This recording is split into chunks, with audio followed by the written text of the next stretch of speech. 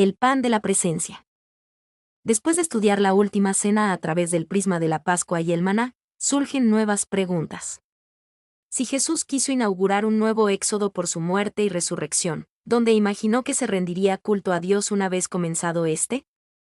Y, en particular, ¿cómo se haría Dios presente entre su pueblo al igual que había hecho en el tabernáculo en tiempos de Moisés?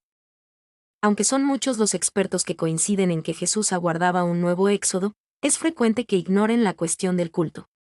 No obstante, desde la perspectiva judía, esta pregunta resulta fundamental.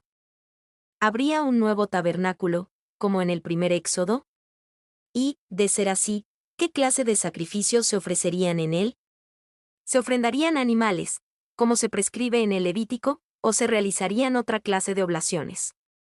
Por ejemplo, en el siglo II, el rabino Menahem de Galilea enseñaba que, en el mundo venidero todos los sacrificios serán anulados, pero el de acción de gracias nunca será anulado. Levítico Rabá 9. 7. Este libro nos muestra cómo la Eucaristía también estaba en sombras en el Antiguo Testamento. Sigamos. Es una idea notable. Tenemos aquí a un rabino judío, poco después de Jesús, que prevé un futuro en el que los numerosos sacrificios que describe la Torá habrán terminado, y donde solo permanecerá uno, el sacrificio de acción de gracias, CFR Levítico 7. Eso esperaba el rabí Menahem, ¿y Jesús? En este capítulo trataré de responder a estas preguntas desarrollando la tercera clave para entender la última cena, el misterioso pan de la presencia. Es llamativo que casi ningún lector moderno haya oído o leído sobre este pan santo, que se guardaba en el tabernáculo, y que sean menos aún los que se hayan detenido a estudiar cómo puede arrojar luces sobre las raíces judías de la Eucaristía. Esto puede deberse a que las alusiones al pan de la presencia se encuentran solo en los pasajes más complejos del Antiguo Testamento, como la descripción detallada del tabernáculo en Éxodo 25. 0 en las normas y regulaciones sobre el sacerdocio de los levitas, Levítico 24. Otro posible motivo es que en las antiguas versiones de la Biblia en inglés las alusiones hebreas a este pan lo denominaban, de la proposición, sobre ad. Como veremos a continuación, esto ha provocado ciertos problemas a la hora de comprender su relevancia. Sea cual sea el motivo de su desconocimiento, en este capítulo trataré de demostrar que el pan de la presencia del Antiguo Testamento es una pieza indispensable en el rompecabezas de la Eucaristía. El estudio del contexto judío de los evangelios sugiere que Jesús no solo consideró la última cena como la nueva Pascua y el nuevo maná del cielo, sino que también vio ahí el cumplimiento mesiánico del pan de la presencia. Para desvelar el hilo conductor entre la última cena y el pan de la presencia debemos volver, de nuevo, al Antiguo Testamento y a la tradición judía, y a las prácticas y creencias que rodeaban este alimento tan intrigante. El pan del rostro. Aunque muchos lectores puedan no estar familiarizados con el pan de la presencia, en realidad las escrituras judías lo mencionan una y otra vez. Para los fines de este libro hay dos descripciones detalladas de gran importancia. La primera procede del libro del Éxodo, y la segunda del Levítico, y a cada una le dedicaremos un tiempo. El pan del rostro de Dios. El pan de la presencia aparece por primera vez en el Antiguo Testamento durante el Éxodo de Egipto. En cuanto Dios entrega los 10 mandamientos a Israel y sella la alianza con el banquete celestial, Ex 20-24, les indica cómo deben adorarlo, y sus instrucciones giran siempre en torno al lugar en el que deben hacerlo, la tienda del encuentro. También llamada tabernáculo, Ex 26. Lo primero que debemos recordar sobre el tabernáculo es que Dios ordenó a Moisés que guardase allí 3 objetos sagrados. 1. El arca de la alianza. La lámpara de oro llamada menorá. 3. La mesa de oro del pan de la presencia. Resulta intrigante que Dios, antes de describir el tabernáculo, le pida a Moisés que preste atención a los 3 objetos que se conservarán en ese lugar, el Sancta Sanctorum, y también da muestras de su relevancia de hecho. La Biblia dice que Moisés descubrió el modelo según el cual debía construirlos en una visión que le fue dada, en la cima del monte Sinaí, Ex 25, 9, 40. Por lo tanto, el arca, el candelabro y el pan de la presencia están forjados a partir de realidades celestiales. La primera de ellas, la famosa Arca de la Alianza, era un cofre de oro en el que, más adelante, los israelitas depositarían las tablas de la ley, el maná y la vara de Aarón, Ex 25, 10-22. Sobre el arca se encontraba el propiciatorio, una cubierta dorada en la que debían situarse 2 querubines de oro, estatuas de ángeles. Nótese aquí que Dios, evidentemente, no las consideraba una violación de los 10 mandamientos. A pesar de la interpretación de algunos lectores de la Biblia, el Dios de Abraham, Isaac y Jacob no parecía contrario ni al oro ni a las estatuas. El segundo objeto, el candelabro de oro, es más conocido por su nombre hebreo, la menorá, ex 25, 31 a 40. Era una lámpara de 7 brazos, decorada como un árbol o arbusto cubierto de flores. Los sacerdotes la mantenían siempre encendida, porque era la única fuente de luz del santo.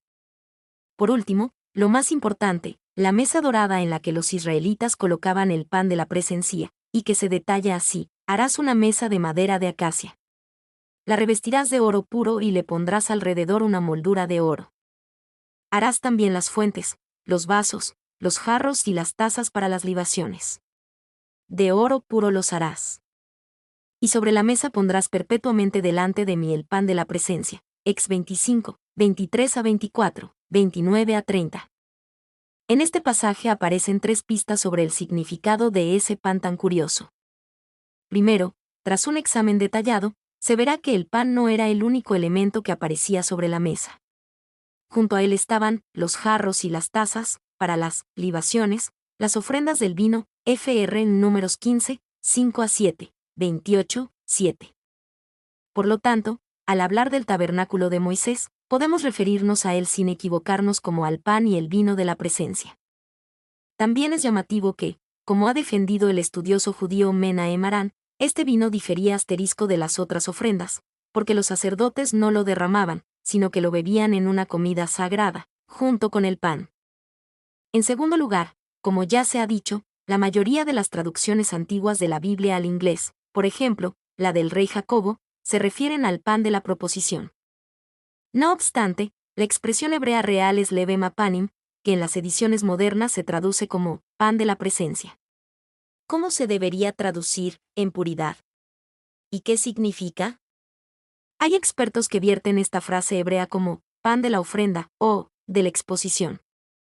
Desde este punto de vista, la expresión aludiría al pan puesto ante la presencia de Dios, esto es, frente al Santo de los Santos, donde descendía la nube gloriosa de la presencia divina sobre el arca de la alianza. El problema con esta interpretación es que no transmite lo que se expresaba en hebreo, muestra lo que ocurría con el pan, pero no la palabra panim. En otros casos, se defiende que la traducción debería ser lo más literal posible, subrayando que la palabra que normalmente se traduce por presencia es, en realidad, la que se utiliza en hebreo para referirse al rostro, panim. Por lo tanto, la traducción más literal del hebreo sería pan del rostro. Desde este punto de vista queda claro el significado, pero sus implicaciones son grandes. El pan de la presencia sería nada menos que el pan del rostro de Dios, con lo que, en cierto modo, se trataría de un signo visible de esa cara. Para respaldar esta segunda interpretación podemos recordar el momento en el que Israel recibió por primera vez ese pan de la presencia. En el libro del Éxodo, Dios ordena a Moisés que construya la mesa de oro del pan de la presencia, ex 25, inmediatamente después del banquete celestial en el que ha participado con los ancianos en el Sinaí, ex 24. Esta cercanía es significativa porque, en la narración de esa comida, se subraya también que, mientras comían y bebían, estaban viendo a Dios. Moisés subió con Aarón, Nadab y Abiú y 70 de los ancianos de Israel, y vieron al Dios de Israel. No extendió él su mano contra los notables de Israel, que vieron a Dios, comieron y bebieron. Ex 24, 9 a 11. En resumen, cuando situamos la entrega del pan de la presencia en su contexto bíblico, descubrimos la presencia divina sobre el arca de la alianza. El problema con esta interpretación es que no transmite lo que se expresaba en hebreo, muestra lo que ocurría con el pan, pero no la palabra panim. En otros casos, se defiende que la traducción debería ser lo más literal posible, subrayando que la palabra que normalmente se traduce por presencia es, en realidad, la que se utiliza en hebreo para referirse al rostro, panim. Por lo tanto, la traducción más literal del hebreo sería pan del rostro. Desde este punto de vista queda claro el significado, pero sus implicaciones son grandes.